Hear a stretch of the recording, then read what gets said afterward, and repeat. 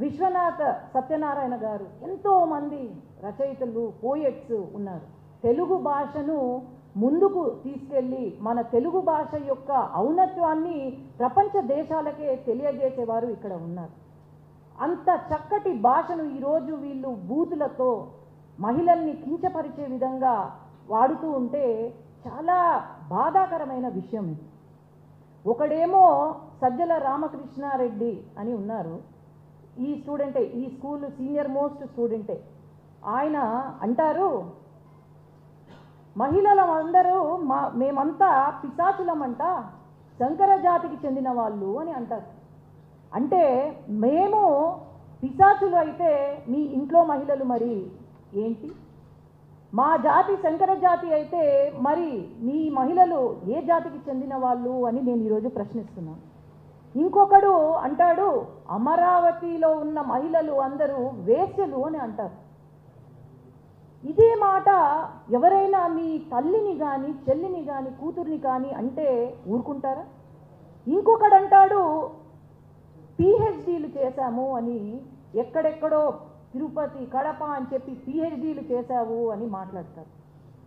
మొన్న నిరసన, శాంతియుతంగా నిరసన తెలియజేస్తుంటే మహిళల పైన బీర్ బాటిళ్ళు వేస్తారు. ఇదా రాజకీయం అంటే? మీరు మహిళల్ని కించపరిచే విధంగా రాజకీయం చెయ్యాలి అనుకుంటే అది మీకు ది డెడ్ ఎండ్ అని నేను చెప్పగలుగుతాను.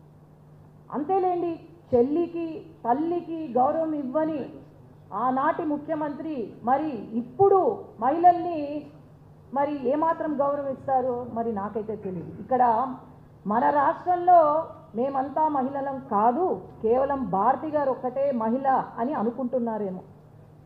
ఆనాడు వైసీపీలో ఉన్నవారు షర్మిలమ్మ గురించి, వాళ్ళ చెల్లెల గురించి ఏదో జాతి, ఏదో నీతికి ఏదో నీతి లేని జాతి లేని మనిషి, చీర కట్టుకున్న మగవాడు అని ఎవ్వడో వైసీపీ కార్యకర్త వాడు మాట్లాడుతుంటే ఏ అన్నకైనా నరికేయాలనే కోపం వస్తుంది. అని అసలు ఏమీ మాట్లాడలేదు అన్నాడు. తల్లి గురించి తప్పుగా మాట్లాడినా ఏమీ మాట్లాడలేదు. మరి ఇన్ని జరుగుతున్నా కూడా, మహిళల పైన ఇన్ని మాట్లాడుతున్నా కూడా మరి ఆ స్కూల్ ప్రిన్సిపాల్ ఎవరైతే ఉన్నారో ఆ గురువు గారు మరి ఎందుకు ఏమీ మాట్లాడడం లేదు? ఈనాడు గమనిస్తే తెలుగుదేశం పార్టీ ఎవరైనా సోషల్ మీడియాలో పక్కన వాళ్ళ పార్టీ వ్యక్తులపైన చిన్న పోస్ట్ చేసినా సరే యాక్షన్ తీసుకుంటున్నారు తెలుగుదేశం పార్టీ. అది తెలుగుదేశం పార్టీ యొక్క గొప్పతనం. ఈనాడు మహిళలకు పెద్దపీట వేసి, ఆనాడే ఎన్టీ రామారావు గారి నుండి ఈనాడు చంద్రబాబు నాయుడు గారి వరకు మహిళలకు పెద్దపీట వేస్తున్నారు. ప్రతి లోకల్ బాడీ ఎలక్షన్స్ అయితేనేమి, లేకపోతే ఎక్కడ ఎలక్షన్ జరిగిన మహిళలకు ఒక రిజర్వేషన్ కల్పించింది తెలుగుదేశం పార్టీ. మహిళలకు సమాన హక్కుని కల్పించింది తెలుగుదేశం పార్టీ. అట్లాగే మహిళల పైన ఏదైనా అఘాయిత్యం జరిగినా సరే ముందు ఉండి కాపాడేది, వాళ్ళకు సెక్యూరిటీ ఇచ్చేది తెలుగుదేశం పార్టీ. అవన్నీ మర్చిపోయి వీళ్ళు ఇష్టానుసారంగా మహిళల పైన మాట్లాడితే మాత్రము మేము ఎవ్వరము ఊరుకోము.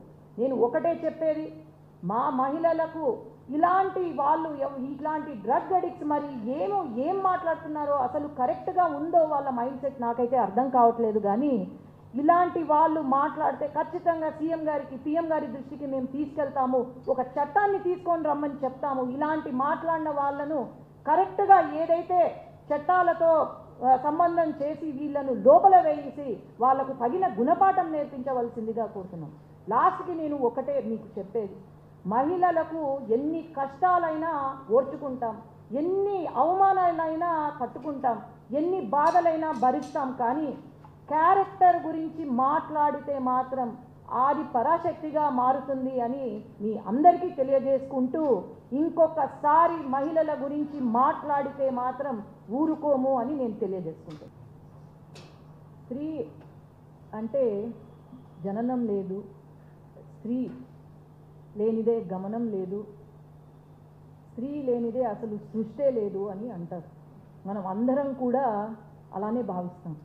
కానీ వైసీపీ పార్టీ మాత్రము స్త్రీని పరచందే మా పార్టీయే లేదు అనే తీరులో ముందుకు వెళుతుంది.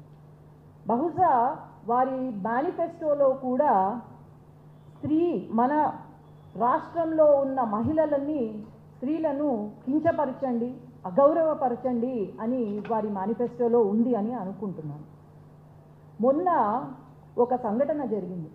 కొవ్వూరులో ఎంతో పొలిటికల్ హిస్టరీ ఉన్న ఒక వైసీపీ నాయకుడు చెల్లి వరుస అయిన కొవ్వూరు ఎమ్మెల్యే ప్రశాంతి రెడ్డి గారిని ఎంతో దారుణంగా మాట్లాడిన సంఘటన మనం చూసాం. ఆమెమి చిన్న వయసు కాదు, ఎంతో పెద్ద వయసు ఉన్న ఒక మహిళ గురించి అంత నీచంగా మాట్లాడడం యావత్ సమాజం ఖండిస్తుంది.